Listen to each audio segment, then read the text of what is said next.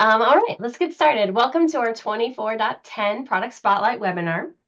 I wanted to thank everybody for joining us today. Let me introduce our hosts and moderators. We have a wonderful group today.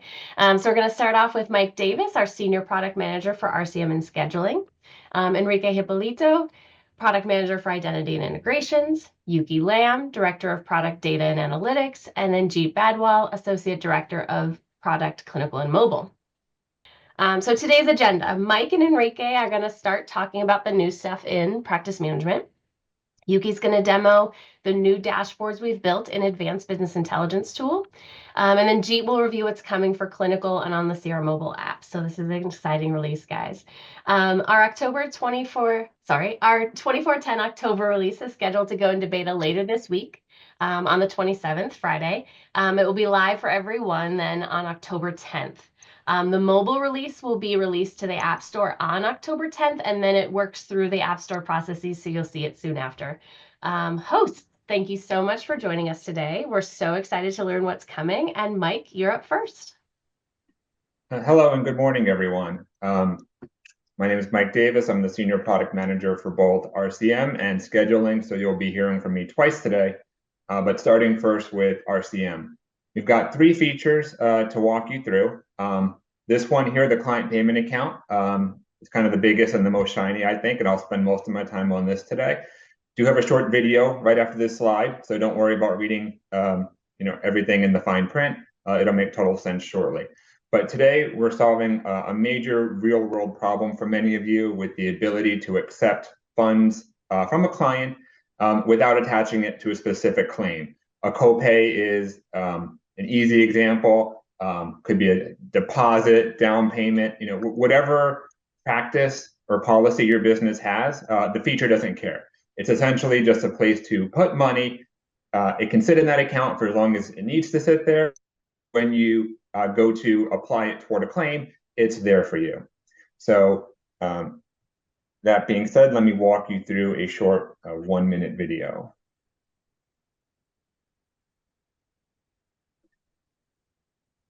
So I'll pause here along the way. So this does have a permission. So you do need the contact new permission client payment account to see this new feature.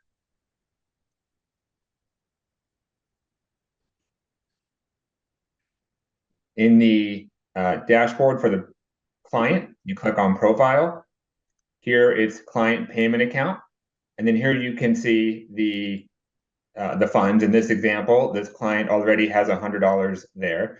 You can see there's some metadata about the client, date of birth, first service, last service date, active payer information, and here a log of all the transactions in and out of this account. So here it's $100. Now we're on the billing screen. And for this client, you can see that $100 is reflected here. So when you go here, you always know what's available to you. And then let's say you want to put a claim or a charge toward this particular bill. You put in a reference number, whatever you want it to be, just kind of a note to self. In this example, I'm adding $10, and the source is client payment account. So as soon as I hit submit, it changes to $90. When I refresh this page, this is $90 as well. And you can see that there was $10 submitted from this account to that claim. Just like in our other modals for accepting funds, you can do credit card, cash, or check. Very simply, in this demo, I'm just doing cash to keep it easy. Maybe it's a copay, you hit submit. Now it's up to $120, and the transaction log has been updated. And going back to the billing page, as soon as you hit refresh, now you'll see there's $120 available to put toward a claim. Finally, void. Accidents happen. If you need to return the money, you just put in the reason and it will return the money through the source it was accredited from. So simple feature, very powerful, long overdue, and we hope that the client payment account adds a lot of value and removes a lot of work. The second thing, and the 2 and 3 are very related, and it's very nuanced and doesn't demo particularly well. And if you have questions, please submit them and we'll do our best to answer them live or immediately after. But essentially here, we're correcting a very odd behavior that was frustrating a lot of customers, where on the right-hand side, if this section was null or there was a blank for the manual reconciliation, the patient pay here on the left would also become 0. So even if there was a patient responsibility of $20, if this other cell was blank, which is common in many use cases, it was actually making the patient responsibility 0 as well. And that override was causing a lot of confusion. It may have been added for well-intended reasons at the time, but after listening to customers, this was just too confusing, so we're removing that now. Unless you specifically tell us that you want the patient responsibility in the left to match the patient responsibility from the manual ERA, then we'll match it if you tell us to, but otherwise, there will be no overriding. That's for the manual. And similarly, for the auto ERA posting, there's now a new setting for update patient responsibility. If you check this box, then we will, if it's fully paid, then we will mark the patient responsibility as 0. So again, trying to be very transparent with how these cells work, to keep it less confusing and more workable for you all. Again, not the easiest thing to demo. We're talking about a formula in a cell that could depend on a few variables. If this is confusing, by all means, ask questions and we'll do our best. And with that, I'll hand it over to Enrique. Hi, good afternoon. My name is Enrique Hipolito. I'm the product manager for the identity team. So I'm going to go over task management, and the process for task management has been updated because prior to this change, the tasks were not conducive to creating efficient workflows, and there's limited coordination and collaboration between members of the same team. So what we did was we enhanced the visibility aspect of tasks to encourage team members to collaborate more on tasks that their team owns. And so on the right side of the screen, you will see the familiar fields, the name of the task, the description of the task, and the due date and the due time. The change is actually going to start right underneath it, and you'll see that there's going to be a step wherein you will need to specify if the task is for one person or for a group of people. So let me go through the route for the one person first. Mike, can you go to the next slide, please? So these are two different screenshots. They are overlapping, so I apologize for that because I couldn't fit them. But on the first, on the one on the left, that's the route where it's only for one person. And if it's for one person, you can assign it to yourself, or you can assign it to someone else. When you assign it to me, to yourself, your name will automatically be populated in the who is this task assigned to. If you select someone else, then you can search contacts within your network connections and then assign the task to those folks. The who can view this task field is going to be an optional field, but if you want greater visibility, you can certainly assign a label. So in this example, I have a supervisor label. So if I want my supervisor to see all the tasks that I'm doing, then that supervisor can also review the tasks that I'm working on. Or even if my teammates, if I put a label for my teammates, then my teammates can also see the tasks that I'm working on. Now, so, if you have need for tracking your work or people tracking your work for productivity measures, for gathering metrics, this who can view tasks is going to be very effective in that regard. So, and now on the bottom left, right side of the screen, you will see the option wherein the task is left unassigned. So this is where the group dynamics come in.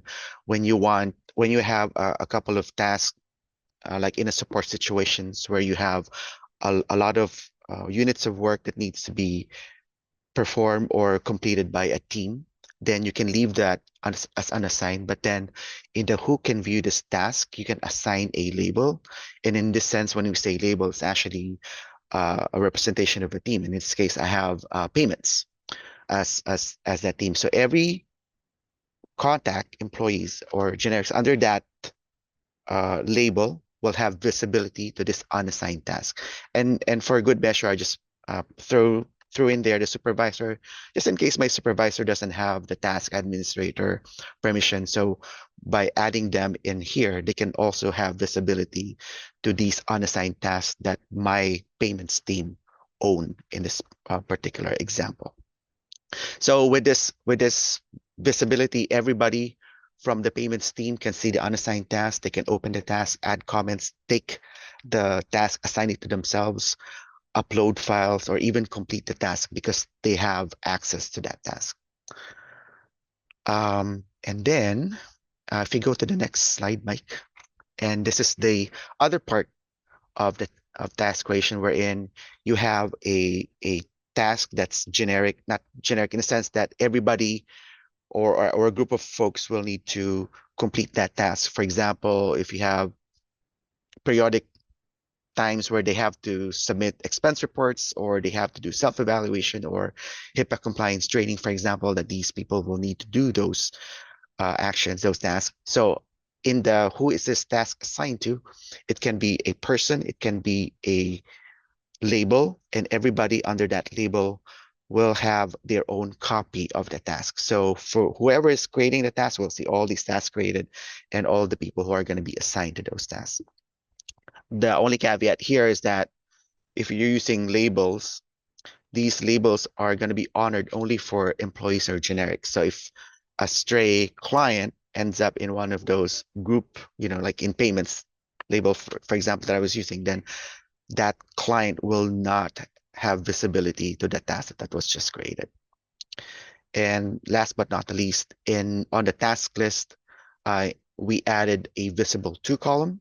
So right now it's just like an icon, but if you click on that icon, you will see the teams that's with that label. You will see who is going to be responsible for the task that was just created. And in this example that I'm showing right now, this is a task that's been assigned to a person. But if you want to see the unassigned task, you just go to the unassigned filter and you will see the same list of tasks, only this time unassigned. And everybody with visibility to that task will be able to see them on their unassigned task list. And by the way, this is just one of the many changes that we're implementing for tasks. We have a lot on our backlog, so there's going to be more to come. I'm going to pause here for any question. Oh, any questions before we go to the public endpoints? Yeah, we actually have a bunch of questions. Is the client payment account an upsell or is it part of the core subscription? I'll take that one. It's part of the core subscription. Everyone gets it. Wonderful. The client payment account, would this only hold funds applied as patient responsibility? No, any funds. It doesn't care. You can put money in there for any reason you want. Wonderful. Okay, some task questions. How will this new task system affect tasks we currently have active in CR and the current task templates we have? That's a good question. It's gonna be only for new tasks, unfortunately. So old tasks that have been they won't have any of the new fields like for one task for one person or for a group task. So this is going to be applicable for new tasks going forward only. Wonderful. And if I want to create one task that any member of a team can complete, what settings do I pick to create that? So what we did was we opened up the visibility feature of it. So in the old settings, you need to have, I believe, task administrator permission to be able to go to those tasks that are not assigned to you. But now, if you have a group of people, have them under a certain contact label as a team, then everybody under that label just needs to be in under that label. And then if that label is used in the who is this task visible to, then they will have access to that task. So they don't need to do anything else. All right. Thanks, guys. Cool. Now, last but not the least, are the changes we the API endpoints that we just added. So we have added a couple of contact related endpoints wherein you can get the metadata for a certain contact ID, their authorizations, their metadata configurations, and even their and then any unconverted services for scheduled events. It's also been added there. And aside from getting these information, you can also update certain contact metadata fields by using the put API endpoints. So again, we have a lot of APIs still in our backlog, and we're still going to be adding them well into 2025. If any questions on the API endpoint before I give it back to Mike? Not at this time. Thank you. All right, thank you. Back to you, Mike. Thanks. Okay, I think next up is Julian.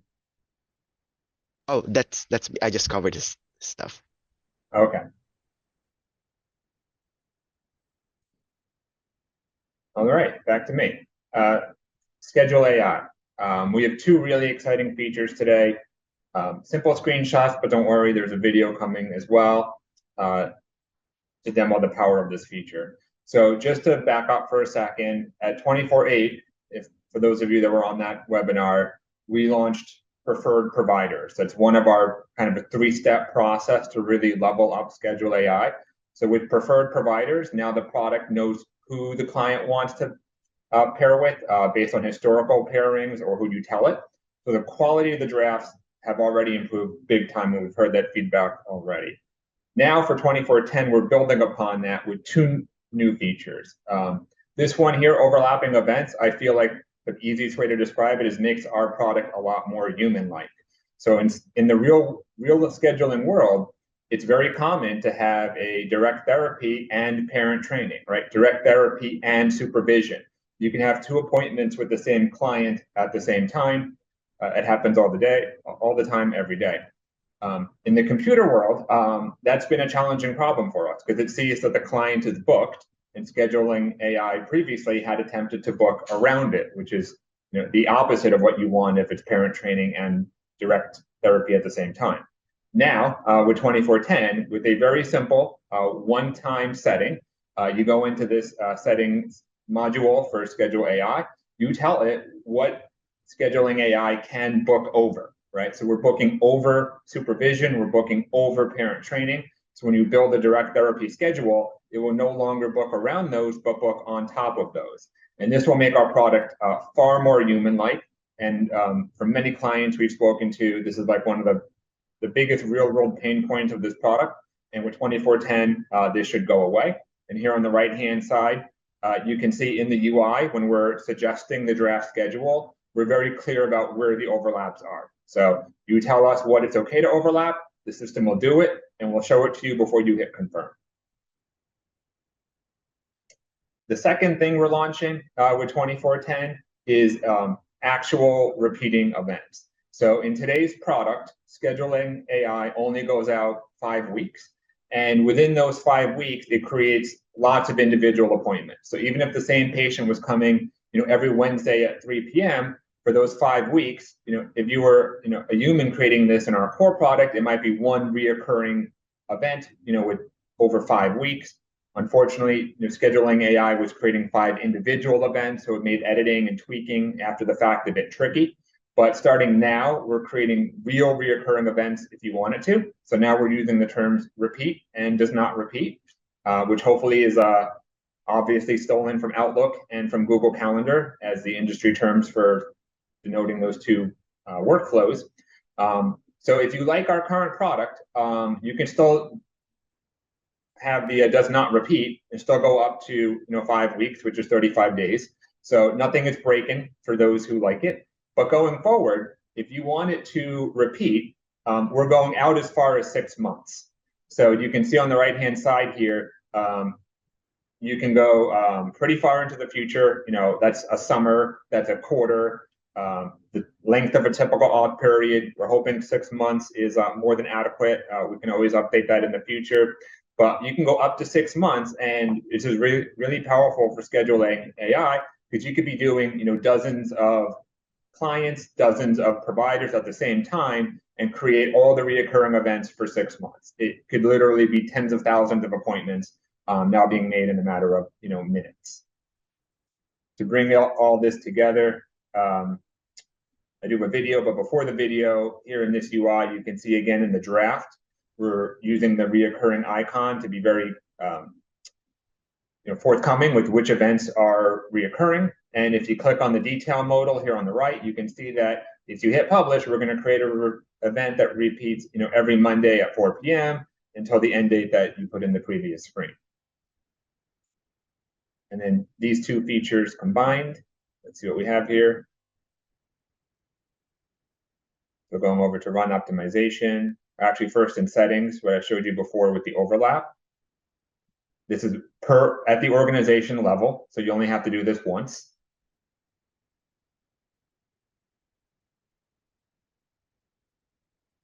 This works for both in clinic and in home.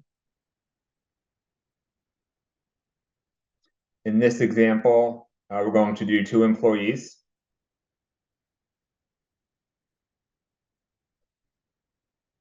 You can see that we're reminding the user in real time that you've told us it's okay to overlap with supervision. We're going to repeat. So we're going to see what an ideal week looks like, and then it will repeat that week until the end date that you gave us. So it's September 23rd. I could go out 6 months. In this example, I'm just doing December 31st.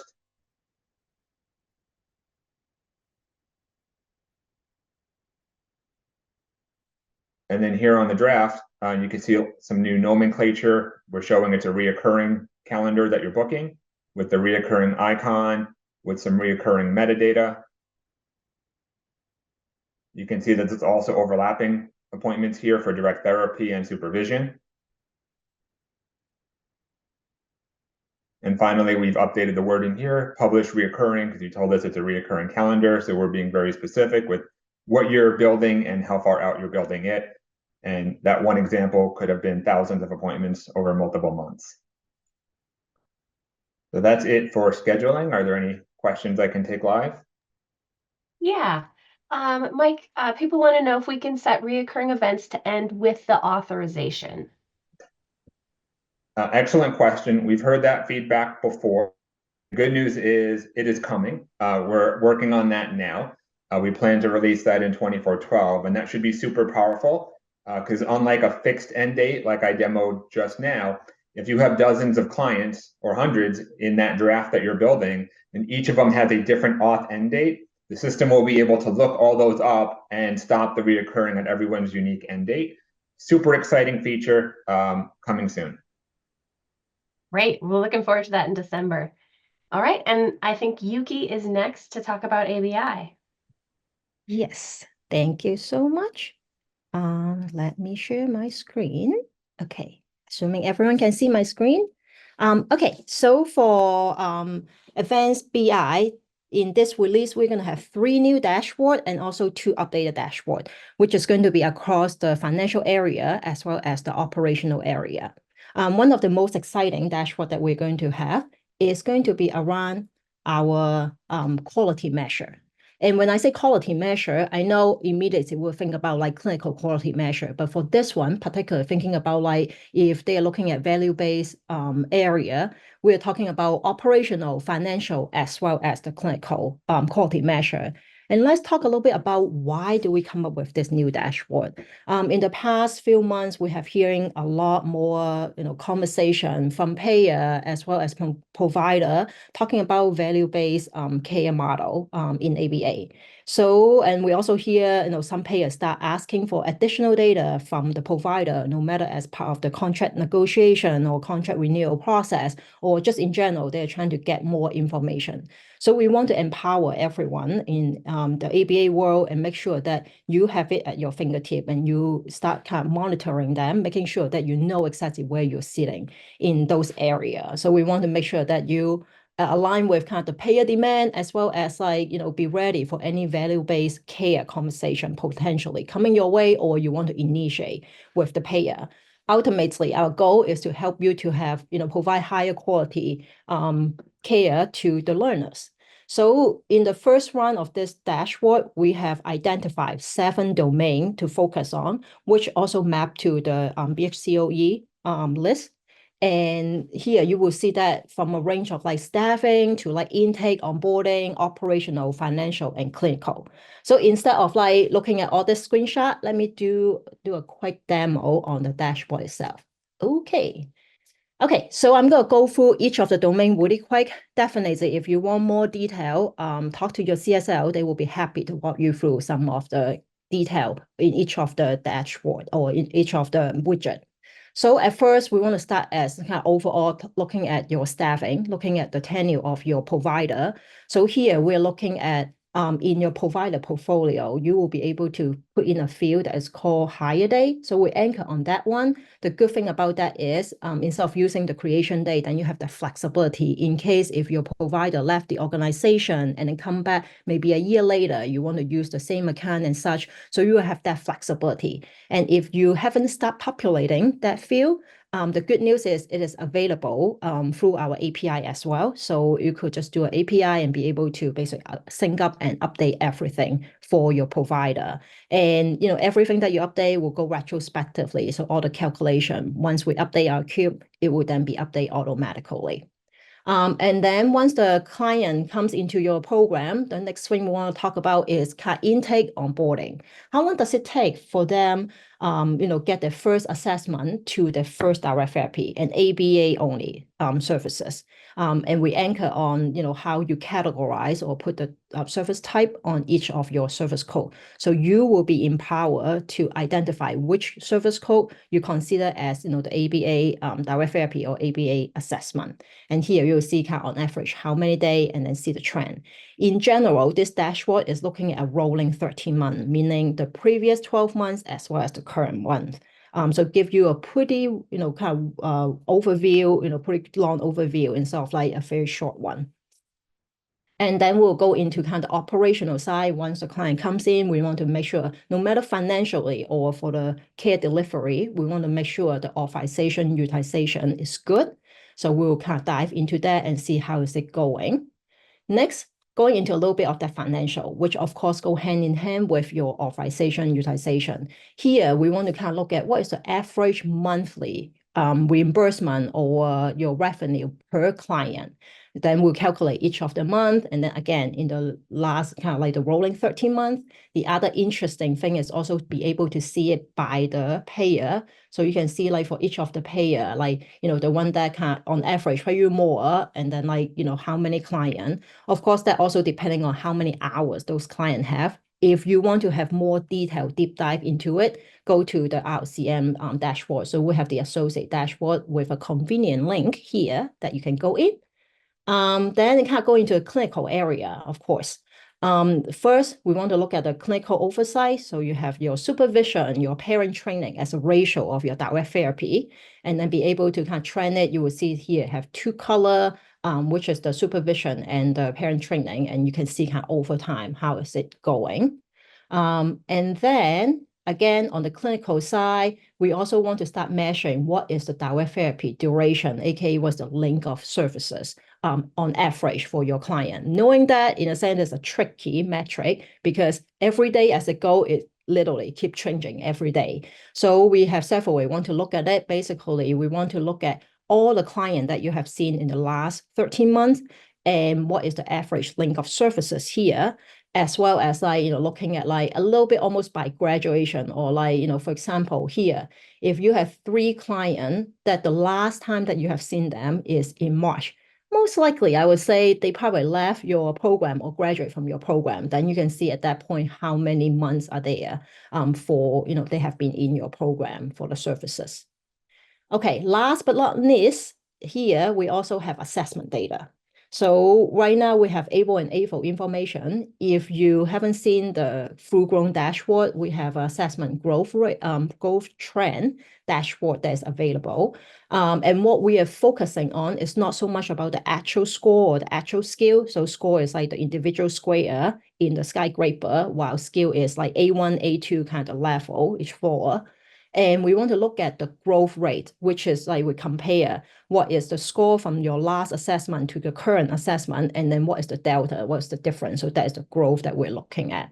And then here you can also then look at it by the direct therapy hours for that period of time. So since we have all your kind of billing entry information, we're able to make that linkage to say like, okay, during this time on average, what is the dosage? So I know I just went through the 7 domain really quick, but again, if you have questions, please feel free to reach out to your CSL team. Okay, now let's go to the next new dashboard that we have, which is about authorization revenue analysis. For many of you that's familiar with ABI, you probably have seen our authorization utilization dashboard. And how does that different? So actually, it is based on a lot of your feedback that you have requests in terms of our new feature. So if you have any feature requests, please continue to submit them. We look at every single one of them. It is very important to us to know your feedback. So back to this dashboard. We earlier this year roll out a new dashboard that's called appointment revenue projection. So we basically based on your appointment to do a revenue projection.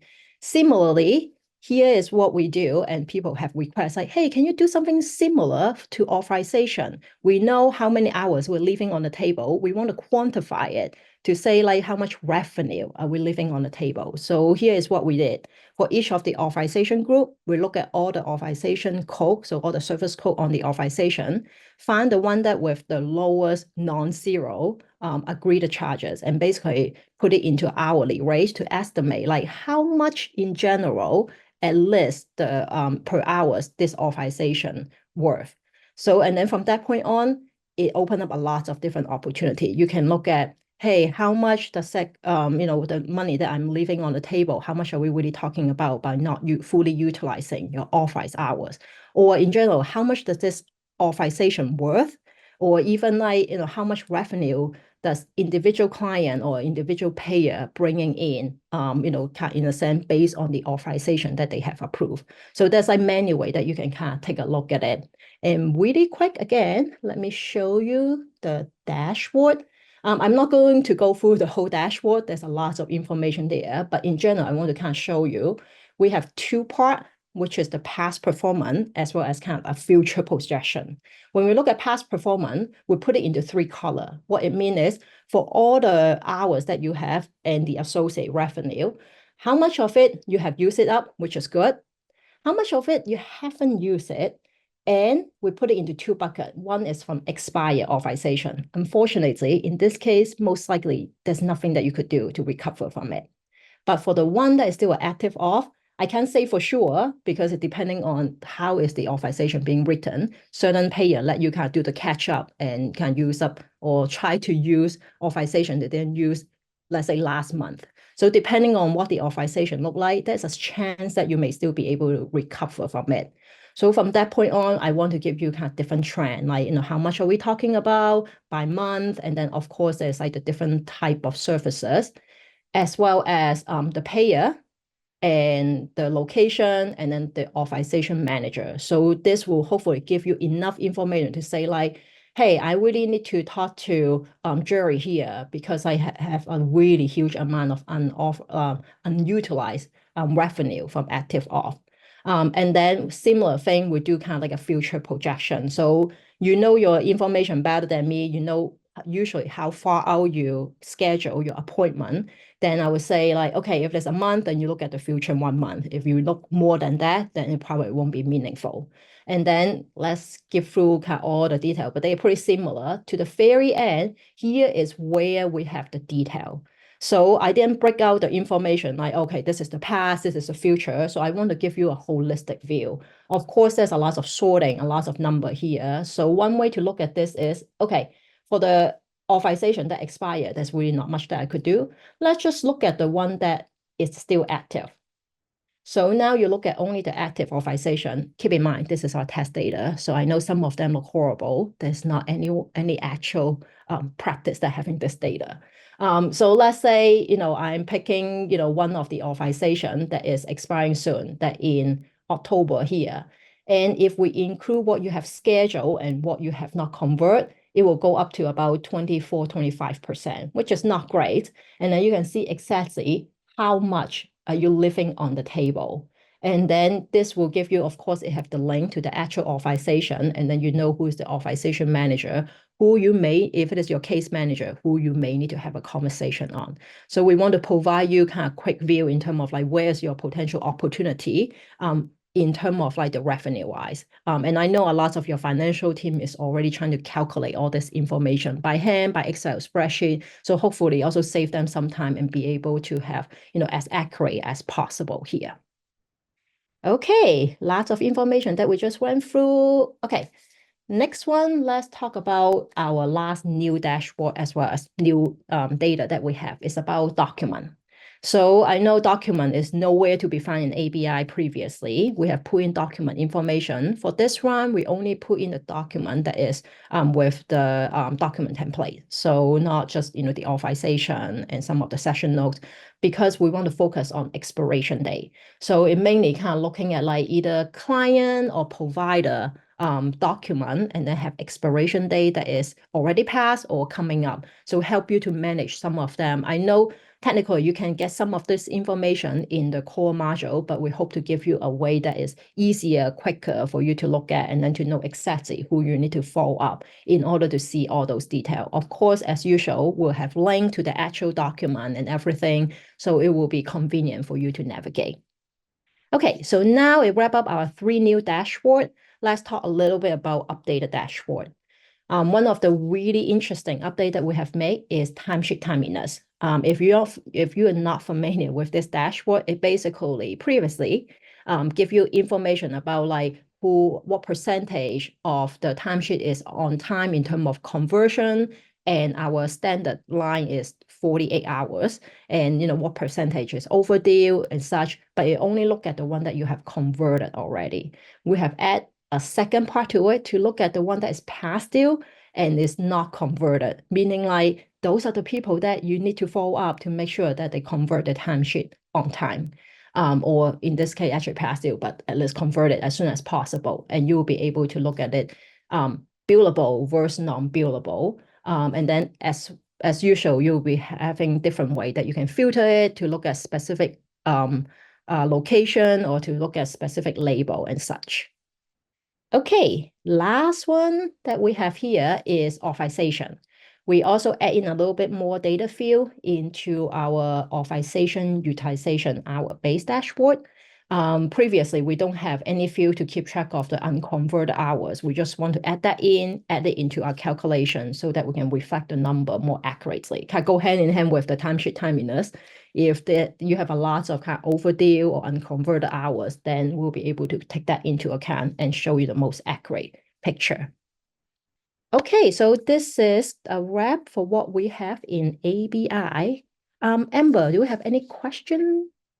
Yes, I just wanted to say verbally a reminder to our customers, please reach out to your AAM if you're interested in adding ABI to your contract. And then Yuki, a question.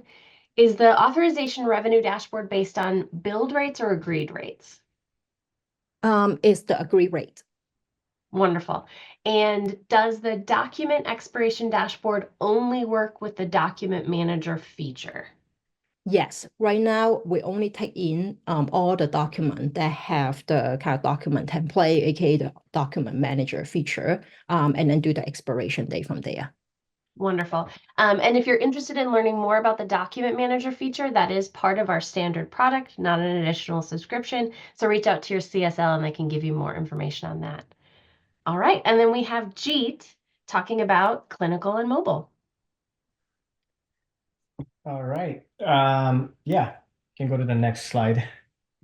So as we continue to just enhance the capabilities on mobile app, one of the use cases that we needed to solve for was when there's the same service code, for example, so 97153, but it happens in 2 different settings. Maybe there's a supervision in the middle, or for speech multi-D type of services where there's more than one service code on the actual appointment. What the techs had to generally do was, if they had different service codes for each service code, they had to write a separate session note. So now what we've done is we're going to be supporting this multi-line feature service code.